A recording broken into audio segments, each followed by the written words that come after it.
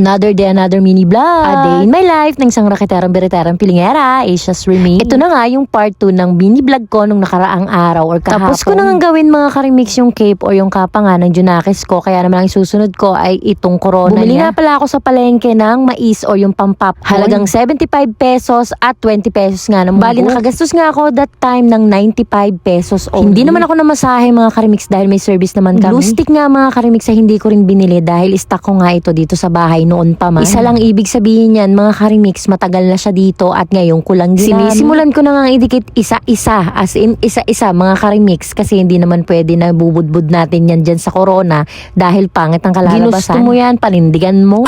At dahil competitive tayong i-push natin. Babawi na nga lang Junakis ko sa costume dahil mahihain to, tulad nga nung sinabi ko sa una kong video. Hindi naman mahirap mga karimix magdikit, masakit nga lang pag napapaso ako ng mabusisi at kailangan nga lang nito na mahabang pasensya dahil iisa-isahin mo nga siya until matapos mo siya. Sobrang nag-enjoy naman talaga ako mga karimix habang ginagawa ko nga to dahil nakikita ko na nga ang result. Mabusisi lang talaga to at tiyagaan lang talaga. At syempre kailangan nyo ng maraming glue stick talaga dahil mabilis matunaw ang glue stick kapag nasa glue. Nakakaisang linya pa nga lang ako mga karimix, kita nyo naman at napakaganda na niyang tingnan. Noong una nga mga karimix, line lang talaga sa mga gilid ang bala ko, pero nung makita ko nga ang result gusto kong itodo na to. Kaya naman mga karimix, tsinaga ko na talaga to at tinapos ko sa 3 oras. Yes mga karimix, halos magti 3 hours ko nga siyang ginawa. Nakailang hulog ng mais, nakailang paso. Lahat yon tinis ko at worth it naman ang naging result. Once na naging best in costume siya, marami ang nagandahan at marami nagtanong sa akin kung magkano nga nagastos ko sa ginawa ko. Bukod nga sa 95 pesos sa mais at munggo, bumili rin ako ng tsinelas na yellow. Optional lang yun mga karimix kung gusto nyo na lahat ang kulay na susuotin niya ay yellow dahil itutugma nyo nga sa tema ng suot niya. Pero kung if ever naman nagtitipid talaga tayo, pwede namang hindi na bumili ng sleeper. 75 plus 125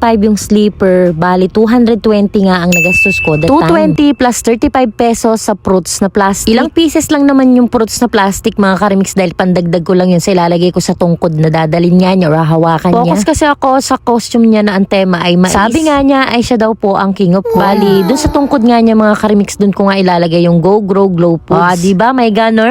Balik nga tayo dito sa ginagawa ko. Tingnan nyo mga karimix at nakakadalawang layer na dito lang talaga ako sa pagdidikit ng mga butil ng mais talaga natatagalan. Fast forward mga karimix, eto na nga at natapos ko na nga siya.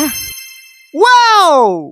Diba? Parang ginawa ng professional. Diba? Pag nakita mong result ng ginagawa mo, worth it talaga ang pagod. Cute na cute talaga ako. Malamang syempre kung gumawa niyan So yun lang muna for today's video mga karimix. Wait nyo ang next vlog ko. Maraming salamat!